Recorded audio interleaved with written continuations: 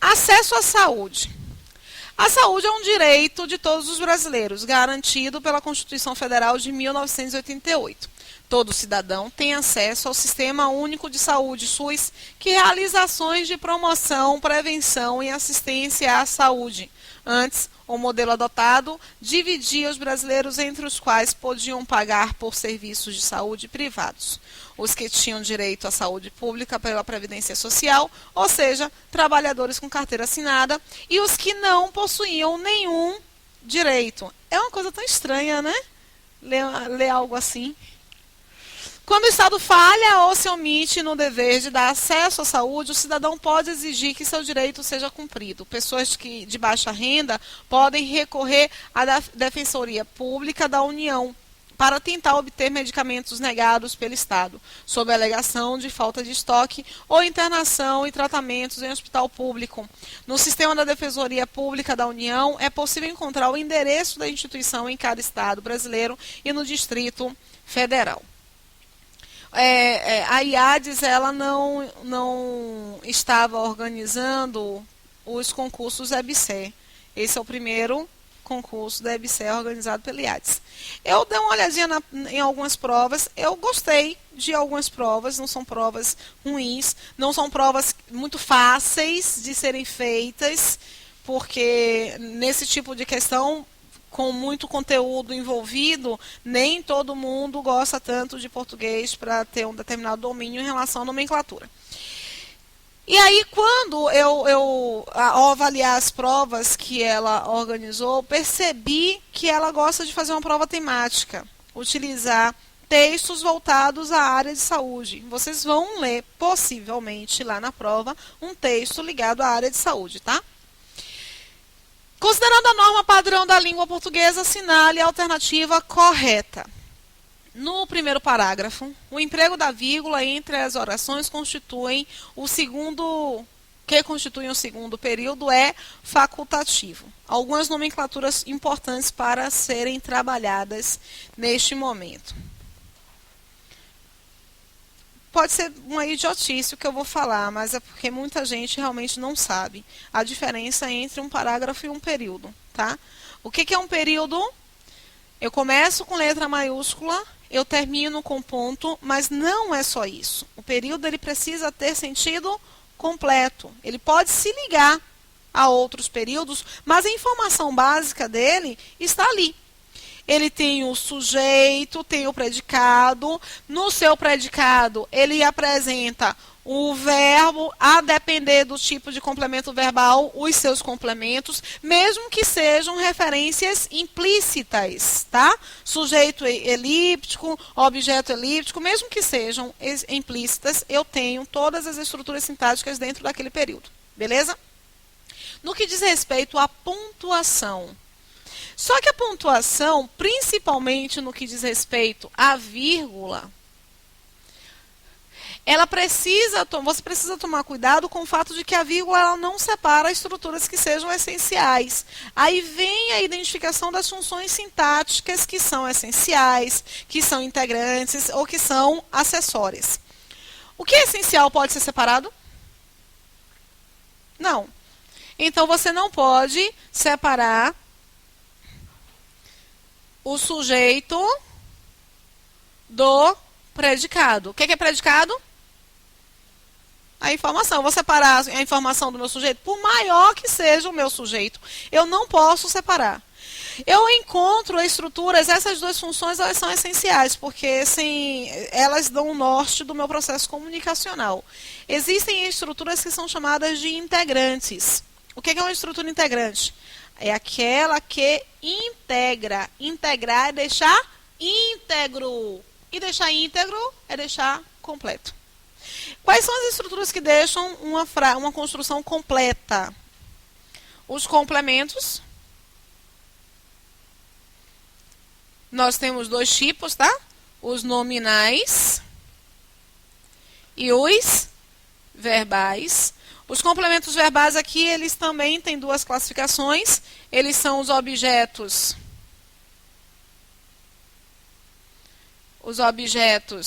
diretos e os objetos indiretos.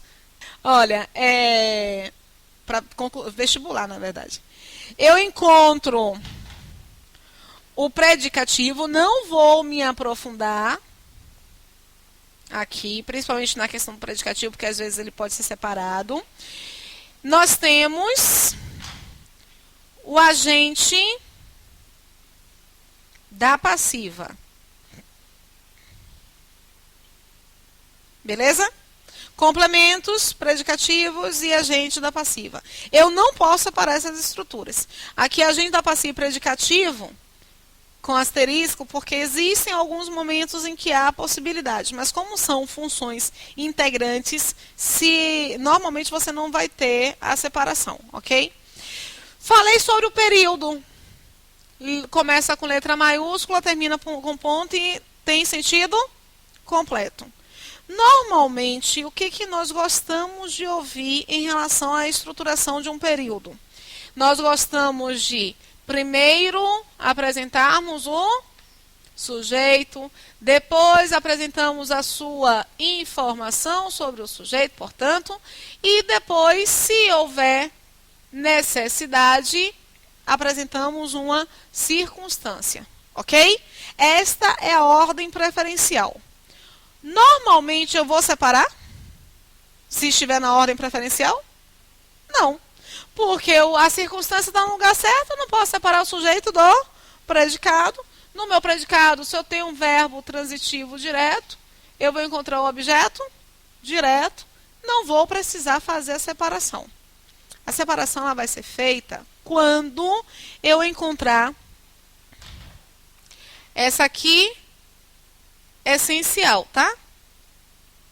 Essas aqui, nós vimos, elas são integrantes. E existem funções chamadas de acessórias. São mais ou menos apêndices, tá?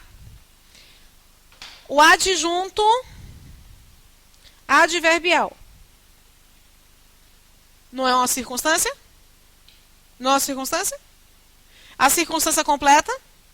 Circunstância apenas modifica, adiciona, agrega valor. Então, eu vou poder separar uma circunstância, não vou? O adjunto adnominal é uma especificação.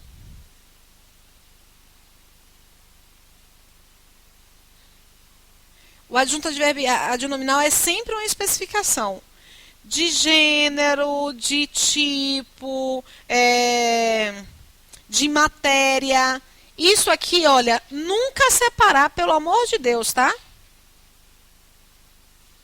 Nunca. Você não pode separar. Por exemplo, olha o pecado que é a separação de uma estrutura desse tipo. Comi maçã. Eita, feia. Comi maçã verde. É a mesma informação de comi maçã verde?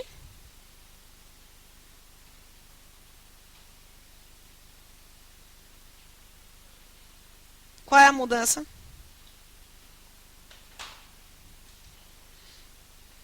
Aí alguém olha para mim e diz, é a vírgula.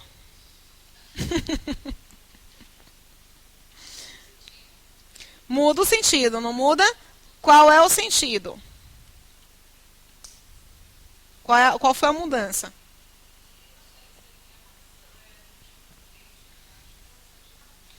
Ó, que coisa legal. Aqui é do tipo. É uma especificação da maçã, uma característica da maçã. Eu não tenho como separar uma característica que é do elemento deste elemento. Aqui não é uma característica do elemento, é um estado desse elemento. Então, enquanto aqui é o tipo, aqui é o estado. Se for o estado, ok, eu posso separar. Se for o tipo, eu não posso separar. O adjunto adnominal, eu informei para vocês que é o quê? Que é um tipo. O adjunto adnominal é um tipo. E tipo, especificação, característica inerente, eu não posso separar. Beleza?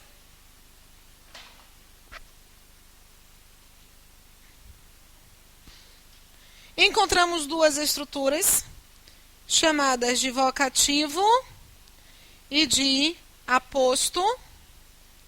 Não vou entrar muito em detalhes em relação a estas duas estruturas, mas eu vou dizer para vocês, pelo amor de Deus, aposto não é a mesma coisa que vocativo. Que vocês estudam aposto vocativo para pontuação. E aí acham que toda vez eles marcam vocativo e indicam, é separado por ser um aposto, e vocês não sabem fazer essa diferenciação. Só para esclarecer um pouquinho, o vocativo vem da palavra vocare, que significa chamar, do verbo vocare. Então, quando você está apresentando um vocativo, você está apresentando um chamado. Esse chamado, Rose, vírgula, vem aqui. Esse chamado, ele precisa ser separado por vírgula, ok? Porque está assumindo aí a posição de um vocativo. Posso ir para a questão? Cadê você?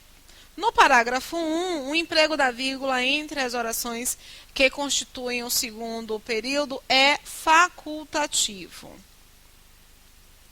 Parágrafo 1, segundo período, começa onde?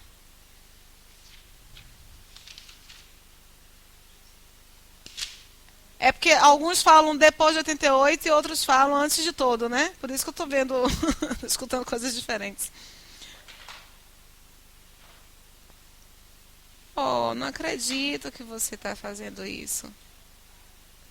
Ok, começa em todo cidadão tem acesso ao Sistema Único de Saúde que realiza ações de promoção, prevenção e assistência à saúde.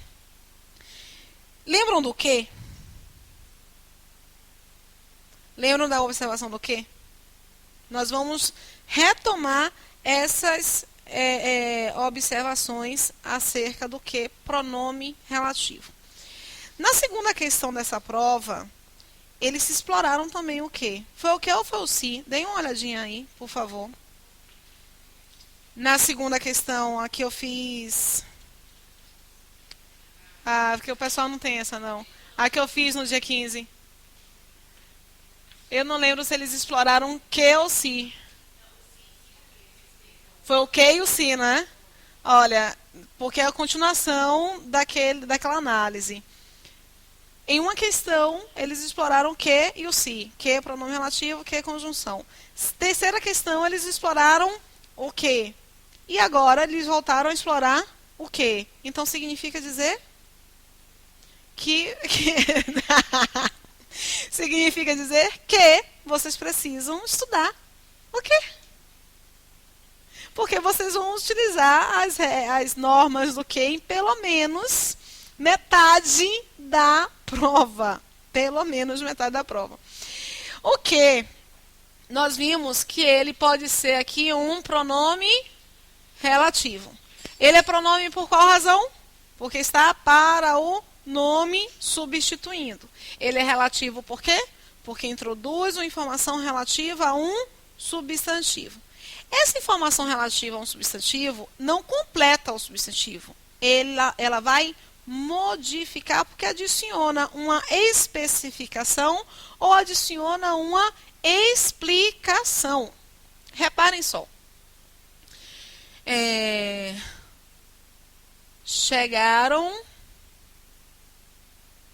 os alunos que tanto amo.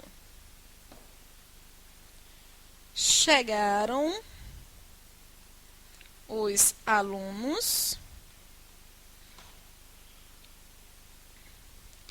que tanto amo. Essas duas construções, e aqui a indicação de que o uso da vírgula é facultativo. O que é facultativo? Pode ou não colocar. Eu posso retirar aqui? Tanto faz? Porque é facultativo? Vocês precisam rever o conceito de facultância. Facultativo é aquilo que você pode ou não sem comprometer o sentido. Porque a pergunta poderia ser: eu posso ou não colocar vírgula mantendo correção gramatical? Porque com ou sem a vírgula, no caso aí, eu tenho correção gramatical, mas eu não tenho o mesmo sentido.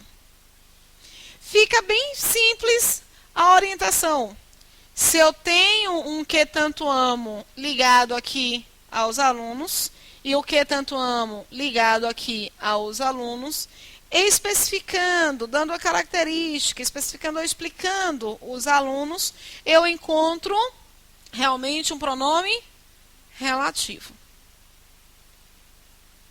Porque essa informação é relativa ao substantivo. Eu preciso completar o sentido da palavra alunos?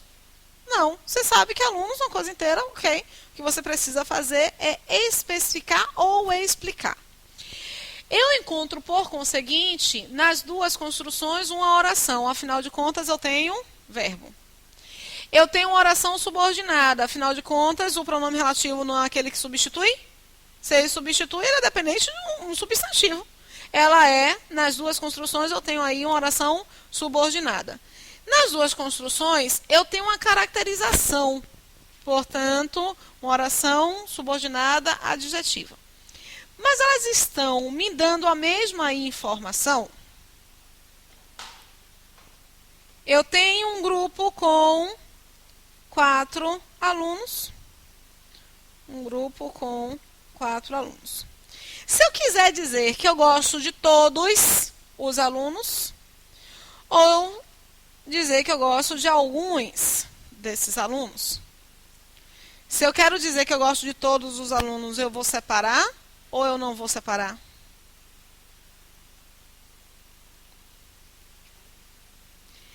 Quando eu digo que eu gosto de alguns alunos, isso aqui não é uma especificação? Eu estou especificando, né? Beleza. Eu vou, para especificar, colocar as vírgulas ou não colocar? Infelizmente, é isso que tem na cabeça de vocês. Só que a especificação, para mim, é importante. Eu não preciso... Eu encontrei um homem. Se eu dissesse isso para o meu ex-marido, amor, eu encontrei um homem. Se ele não me perguntasse nada, ele... problema sério. Ele vai perguntar que homem, porque ele precisa que eu especifique o processo. A especificação, ela é importante e nada do que seja importante poderá ser separado por uma vírgula.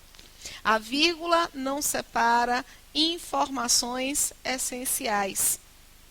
E a especificação é uma informação essencial. Lembram do adjunto adnominal? Que é uma especificação, é um tipo, eu posso separar? Não. A especificação, ela especifica. Belezinha? Belezinha? Posso ir, não posso? Então, a especificação é sem vírgula.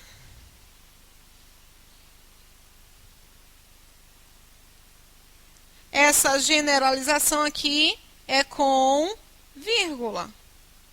Por conseguinte, se eu digo que chegaram os alunos que eu amo, sem a vírgula significa dizer que eu amo todos os alunos e todos chegaram.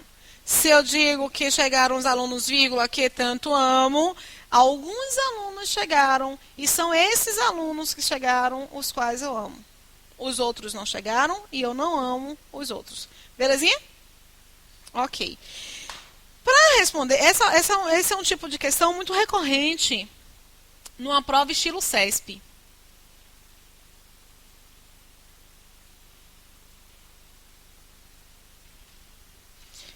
Você não precisa exatamente da classificação da oração. Você só precisa saber que no momento em que ele identifica que é facultativo o uso dessa vírgula, que antecede um pronome relativo, você olha e diz assim, não é facultativo. Preciso classificar? Não preciso classificar. Uma oração que especifica, uma oração adjetiva que especifica, ela é chamada de oração subordinada adjetiva restritiva, porque ela restringe. E ela não é separada por vírgula. Se ela estiver explicando, vai ser uma oração subordinada adjetiva explicativa. Belezinha? Vamos lá. Em assistência à saúde, o uso da crase é obrigatório. Entretanto, seria facultativo caso o substantivo saúde estivesse posposto ao pronome sua.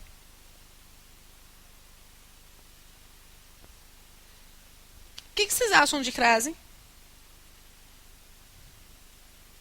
E aí? Gostam? Não... Curtem?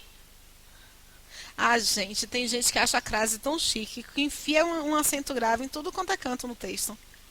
Onde pode e onde não pode acontecer.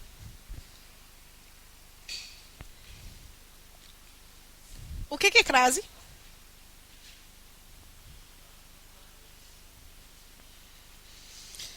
Pois é, nós temos dois processos, duas possibilidades para a utilização do acento grave indicativo de crase. O acento grave, ele vai demarcar um fenômeno.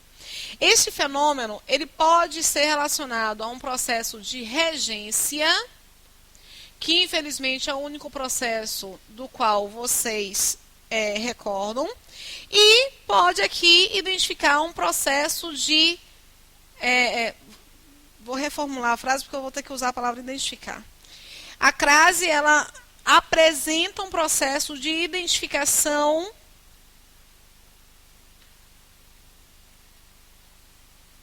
de classe gramatical. Ao longo da aula de acento grave, ao longo da aula de crase, eu não dou para vocês as 16 ou 20 ou 1000 regras de crase. Não dou não, ok? Eu faço duas observações. A primeira observação ligada à regência e a segunda observação ligada à identificação de classe gramatical. No processo de regência, você tem a regra dos 100%. Para que o acento grave seja colocado, eu preciso ter 100% para aquela garantia. Como é que eu percebo esse 100%? Os primeiros 50%, eles são de responsabilidade de uma preposição, e é da preposição a, ok? Se não houver nenhuma solicitação de preposição a, é possível encontrarmos 100% para a ocorrência de crase? Não. Os outros 50%, eles estão relacionados à presença de determinados elementos. O primeiro elemento que vocês mais lembram é o a artigo. O segundo é o a da estrutura a qual. O primeiro a da palavra aquele, ó, já não é uma palavra feminina, porque a contração ela se faz entre o a preposição e o a do aquele, o primeiro a do aquele. O aquilo e o aquela. E nós temos um outro a que é igual, que equivale ao termo aquela. Se não houver estas apresentações, se não houver esses dois elementos, eu não tenho como ter a regra dos 100%. Vou colocar aqui, deixa vocês anotarem que eu vou colocar alguns exemplos para ilustrar o processo, tá? Verbo perguntar.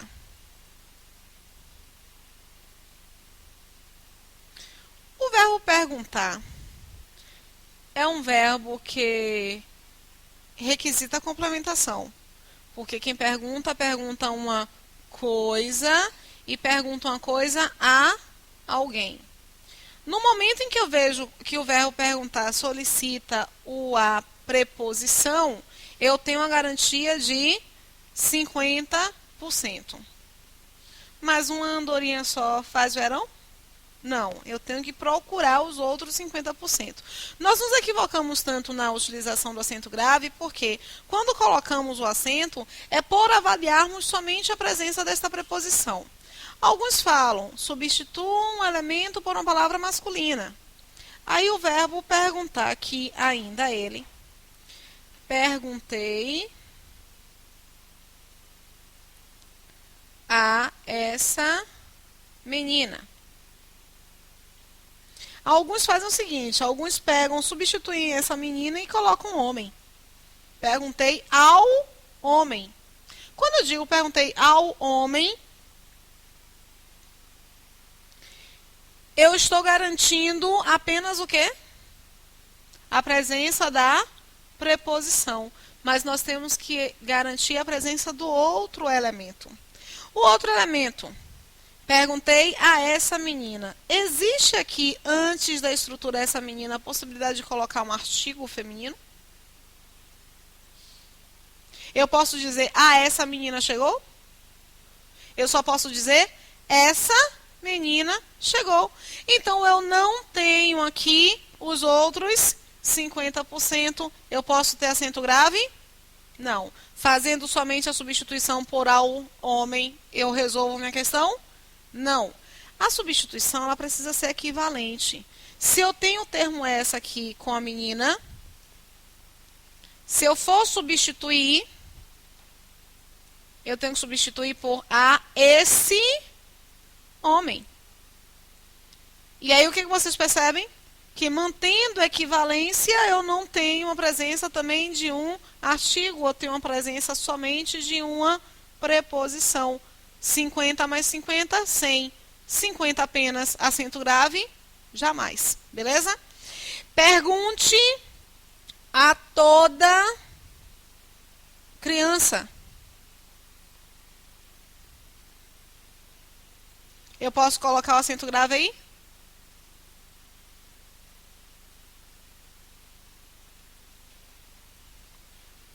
Sempre peguem o que está na sequência e tentem identificar se existe a possibilidade da presença de um termo, de um desses termos. Eu posso falar, a toda criança chegou?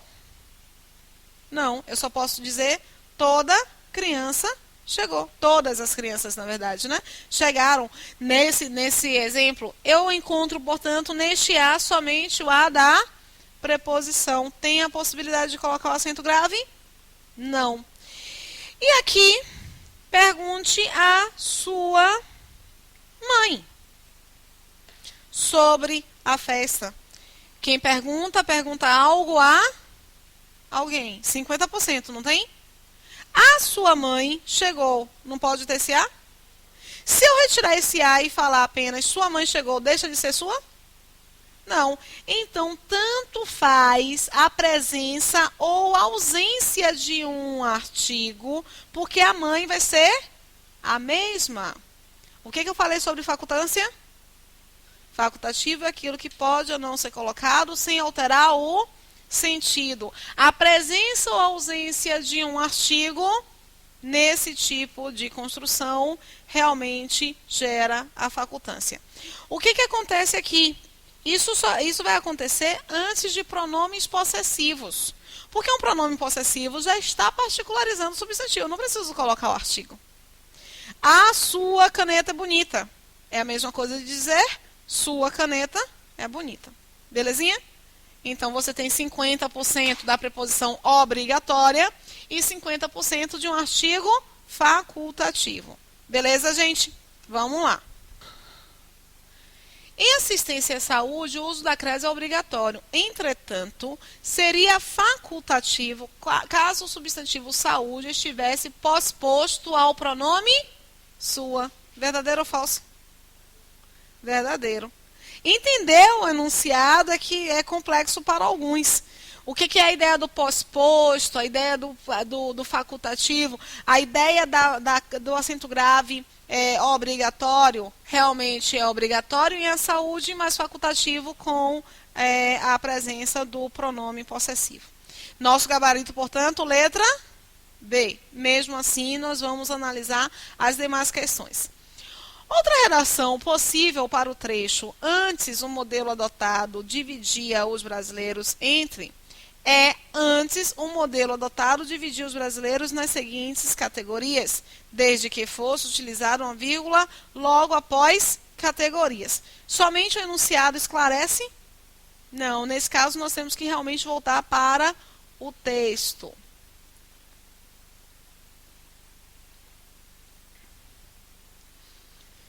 Deixe-me ver as alterações que ele propõe.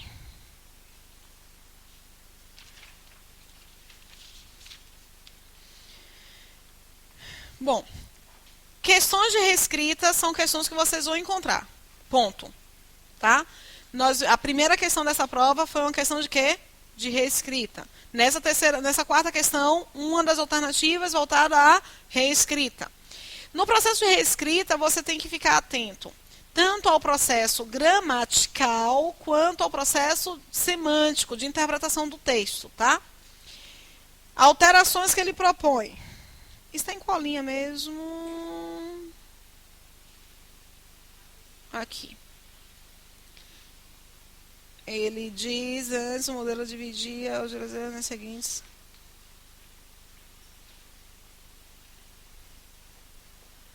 Nas seguintes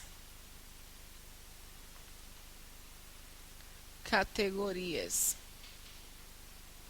Desde que fosse utilizada uma vírgula logo após categorias.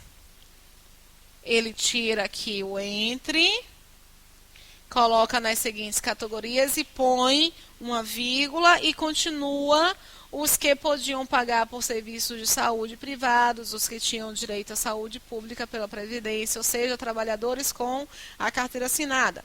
Eu posso fazer isso?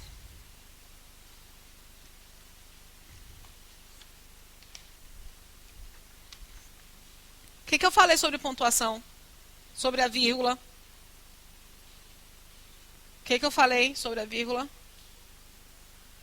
A vírgula não separa nada que seja essencial.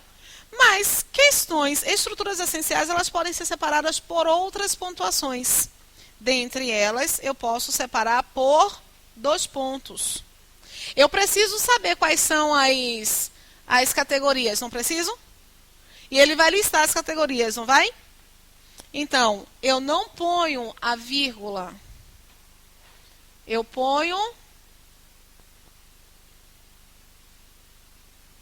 os 2 pontos. Ele não quer pôr, não.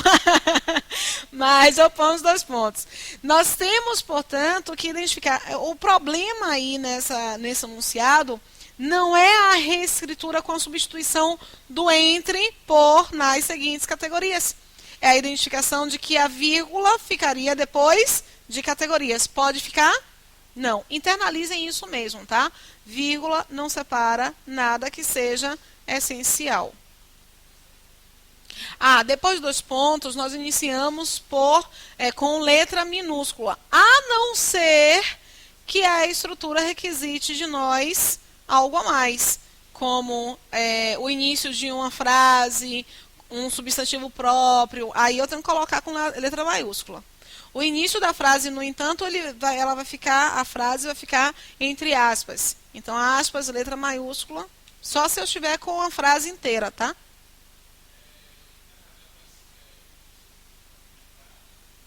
Sim. É porque essas letras, Y, W e K, elas permaneceram em palavras de origem estrangeira, substantivos próprios. Você já tem aí uma recorrência, entendeu? Quilômetro, por exemplo. Quilômetro, se você mantém a palavra, a nomenclatura quilômetro com a escrita estrangeira, você está se referindo a quilômetro como um substantivo próprio. Não quilômetro, em português, quilômetro vai ser com QU. Aí você mantém. Mas é por causa dessa variante. Entendeu? Se você estiver se referindo a um substantivo próprio, ou se você estiver encarando o termo como um substantivo próprio. Caso contrário, não. Estou pensando aqui numa palavra que não seja um substantivo próprio. Vocês lembram de alguma palavra? Com W, K e Y. Que não seja um substantivo próprio? Se não for um substantivo próprio, eu acho que essa informação você pega justamente do geral. Percebem que no geral é um substantivo próprio, então vai ser grafado com letra maiúscula. Posso ir?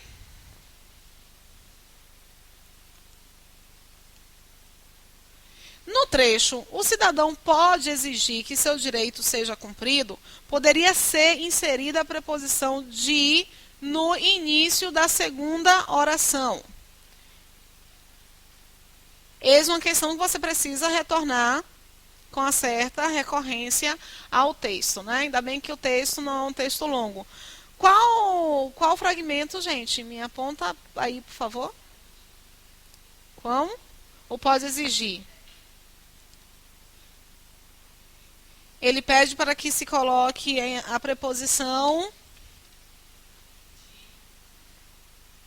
de no início da segunda oração.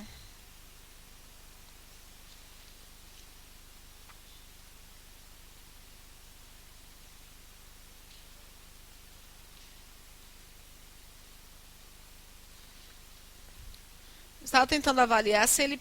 Porque o período começa aqui, né? Eu vou analisar o período inteiro, mas ele não quer o período inteiro. O período começa aqui e termina aqui.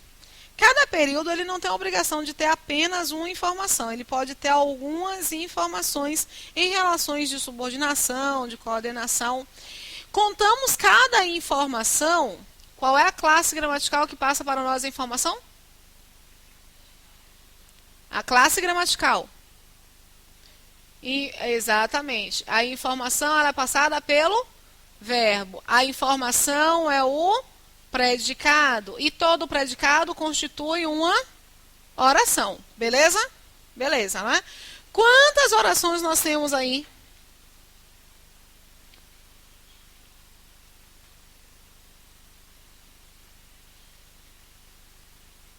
Qual a primeira informação?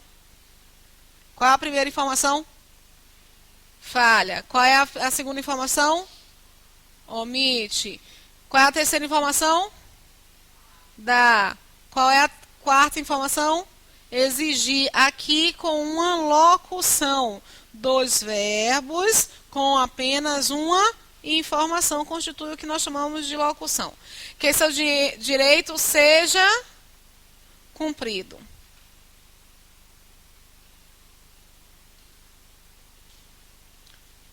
Aqui é também uma locução. Então, nós temos aí 5 orações.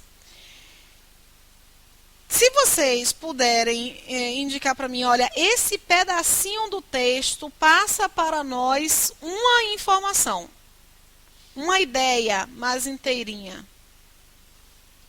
Vocês fechariam a primeira ideia inteira em qual ponto?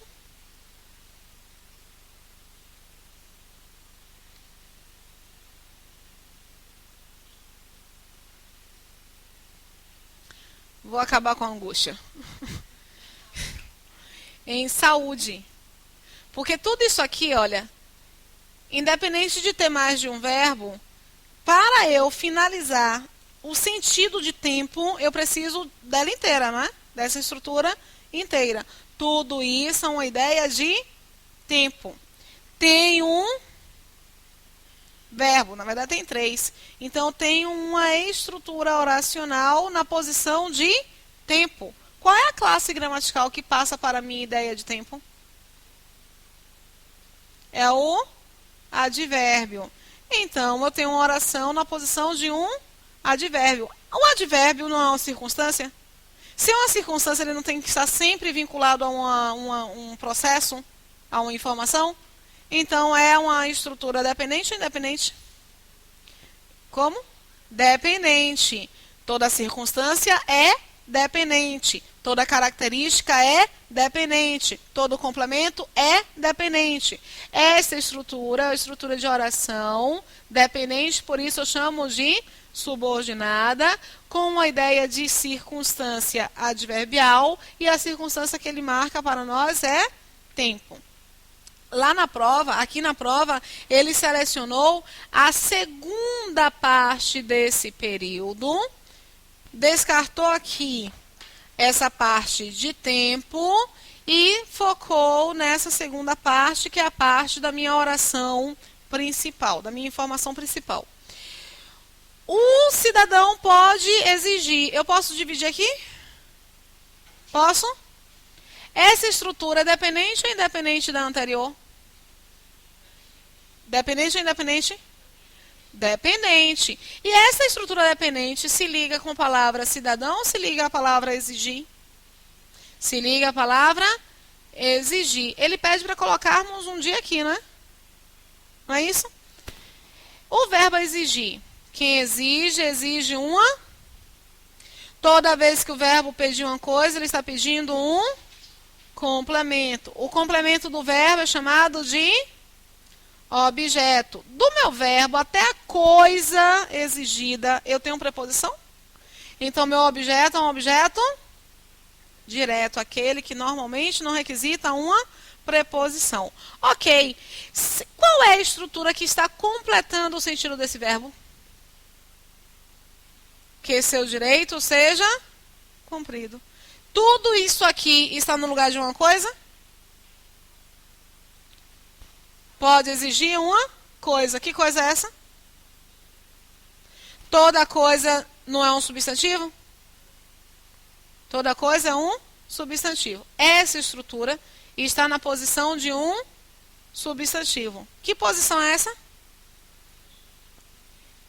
A posição de um objeto direto. É um complemento. Todo complemento ele é subordinado. Tem um verbo. Toda a construção que informa tem verbo é uma... Como é o nome dessa oração? Oração subordinada, substantiva, objetiva, direta. Eu posso colocar uma preposição? Não. Então, essa alternativa realmente está falsa. Ah, depois a coisa flui. O que eu falei com vocês no início. Aqui é para nós analisarmos, para nós refletirmos. De tanto treinar, você bate o olho. É incrível. Tem que colocar uma preposição, você olha logo. Se este que é um pronome relativo ou se este que é uma conjunção. Se for uma conjunção, se há ou não uma preposição antes dele, é pedido pelo que está antes. E não pelo que está depois. O pronome relativo, a preposição que existe, é pedida pelo que está depois. É uma questão de treinamento, justamente para agilizar o processo. Por falar em treinamento, nós sempre começamos a analisar as estruturas a partir de qual classe gramatical?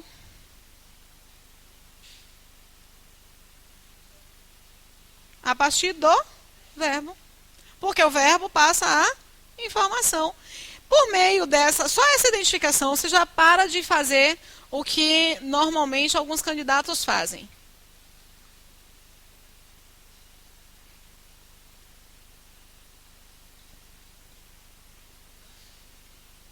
Você lê várias vezes. E aí, quando ele foca no de aqui, por exemplo, você coloca o de aqui e você fica.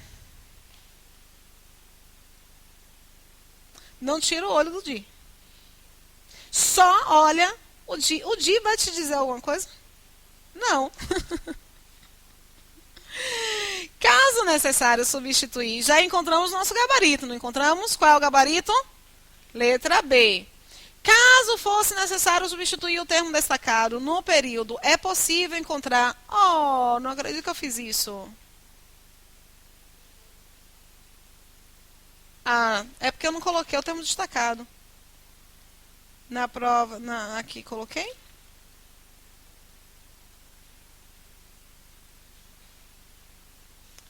Mas é aqui o termo endereço, tá? Ah, lindinha, não faça isso não, lindinha. Tá. Vou abrir o slide. O termo destacado é a palavra endereço. É possível encontrar o endereço da instituição. O correto seria empregar o pronome li em seu lugar, se houvesse uma substituição. O pronome é uma classe gramatical mágica. Eu vou falando do pronome, aí eu vou falando mais um pouquinho. Aí vocês chegam, perguntam, pô, não termina? O pronome parece que não termina. Pronome é... O que é um pronome mesmo? Para o nome, acompanhando ou substituindo, ok? Alguns pronomes, eles vão sempre substituir. É o que nós vimos com o pronome relativo. Ele sempre substitui para introduzir uma informação relativa a. Mas existem outros pronomes também que sempre substituem. Encontramos aqui o pronome classificado como pronome pessoal. Por que ele tem o nome de pronome pessoal? Porque ele substitui a pessoa do discurso. A primeira, a segunda, a terceira pessoa do discurso, tá? Então, para analisarmos o pronome pessoal, nós temos, sobretudo, que analisar também posição sintática. Pronome pessoal pode, basicamente, ao longo da aula de pronome nós vamos detalhar, mas, basicamente, ele ocupa a posição de sujeito ou ocupa a posição de objeto. Basicamente, vou frisar mais uma vez, não são somente essas posições não, tá? Sujeito é o elemento sobre o qual se informa algo. Posição de sujeito é posição de um pronome pessoal chamado de pronome pessoal do caso reto. Posição de objeto é a posição de um pronome pessoal chamado de pronome pessoal do caso oblíquo. Ok? Nós temos o pronome pessoal do caso reto e o pronome pessoal do caso oblíquo. Os pronomes pessoais do caso reto, o eu, o tu, o eu com 3 perninhas não, o eu, tu, ele, o nós, o vós, o eles. Pronome pessoal do caso oblíquo, nós temos que tomar cuidado, porque ele vai poder ser classificado como pronome pessoal do caso oblíquo átono, pronome pessoal do caso oblíquo tônico. Diferença. Antes dele tem preposição. Aqui é com preposição e aqui sem preposição. Ok? 2 pronomes são importantíssimos aqui para a resolução de nossa questão. 2 pronomes são importantes aqui nos pronomes pessoais do caso oblíquo átono. São eles o O e o A e o li. 2 porque aqui só é flexão de gênero, tá? O e A ocupam a posição do objeto direto. O li, ele pode ocupar 3 posições. Objeto indireto, mas não só. Ele pode ser um adjunto adnominal com ideia de posse. E pode ser um complemento nominal.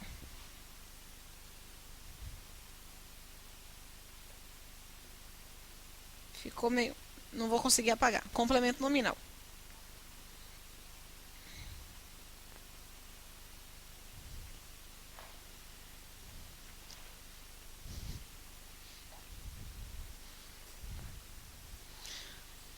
Com preposição a.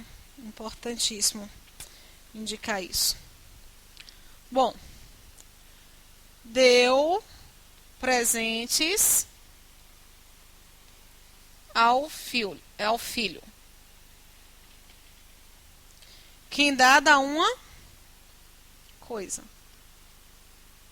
E quem dá uma coisa a alguém.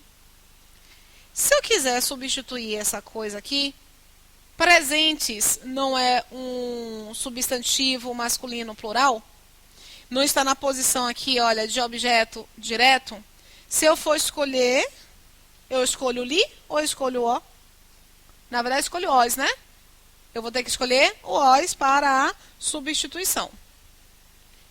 Eu os dei ao filho.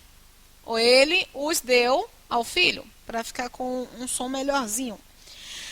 A alguém. Se eu substituo a alguém, isso aqui é um objeto indireto. Se é um objeto indireto, eu substituo pelo o? Pelo a? Não, eu substituo pelo li. Deu-lhe presente, ok? Aí eu substituo a palavra filho. No caso aqui da nossa alternativa, posso apagar? Olha só. Encontrar o endereço da instituição. Ele pede para que se substitua o endereço pelo li, tá? Encontrar. Quem encontra, encontra algo. Então, este verbo encontrar, ele está pedindo um complemento que eu vou classificar como objeto direto. Se é meu objeto direto, eu utilizo o li ou o. Eu utilizo o. Aí tem só mais uma informação, tá? Quando o meu pronome pessoal do caso oblíquo átono se liga a um verbo que termina em R, este verbo vai ter que perder o R. Ele perde o R, em compensação, o pronome ganha um L. E aqui eu vou ter que colocar um acento, tá? Aí vai ficar encontrá-lo. O problema é que às vezes nós falamos encontrar-lhe.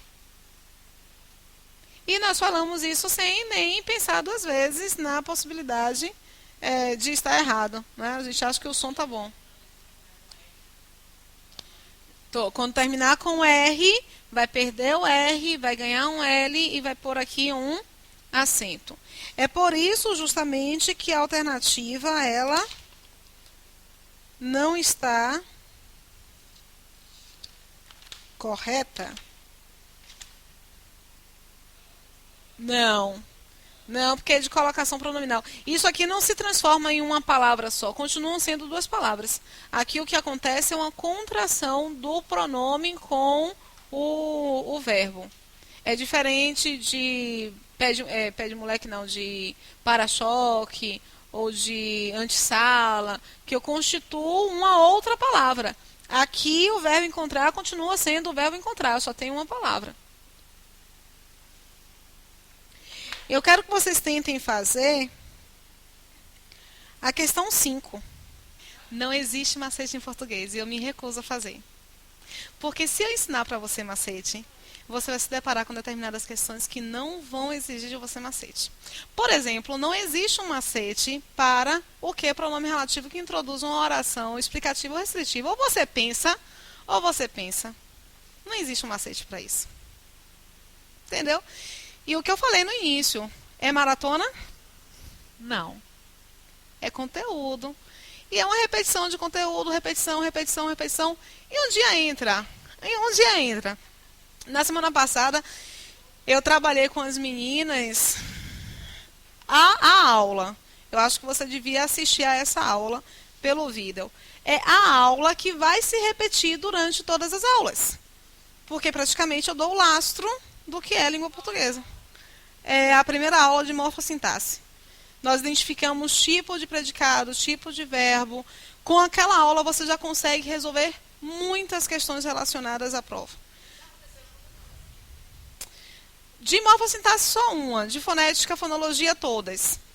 Mas assim, quando você pensa em fonética, fonologia, em outras instituições, é um dia para tudo de fonética, fonologia. Nós tivemos 4 encontros para fonética, fonologia. Eu procuro trabalhar muito bem os meus conteúdos, porque o aluno pode até chegar na prova e dizer assim, me dei mal, mas eu vi Rose aqui. Eu vi Rose aqui. Então é uma coisa que me deixa muito feliz. E não existe macete em português. Não, dizer porque assim, aqui a gente leva mais tempo porque eu tenho que explicar. No momento que você já tem a teoria e olha a questão, lógico que você não vai levar esse tempo todo. Você não vai levar um tempo fazendo a classificação do verbo. Mas eu preciso dizer para vocês que existem os verbos transitivos, os intransitivos, o que é transitivo, o que é intransitivo. É a mesma formação do lastro de seu conhecimento para resolver a questão. Porque tudo dependerá do seu conhecimento para resolver a questão. Crase, por exemplo. O que eu dei aqui para crase foi macete. Agora, eu me recuso a dizer que eu estou dando para o aluno macete, porque não funciona em português. Olha só. Pronome relativo. Macete de pronome relativo é o que pronome relativo ele é sempre substituído por o qual ou a qual. Todo mundo já viu isso, né?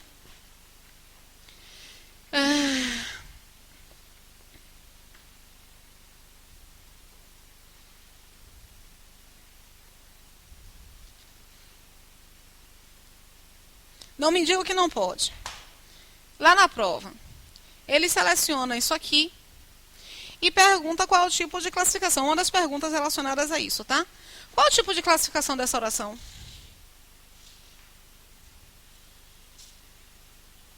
Vou dar as alternativas. Primeiro, letra A, é uma oração subordinada, substantiva, objetiva, direta. Você olha e diz assim, porque afinal de contas, quem diz uma coisa. Toda coisa relacionada com verbo é um complemento que eu vou chamar de objeto, no caso, objeto direto, porque não tem preposição. Aí você diz que realmente essa oração está no lugar do objeto direto. Não é. Aí eles perguntam, o que é uma conjunção? Afirmam que o que é uma conjunção.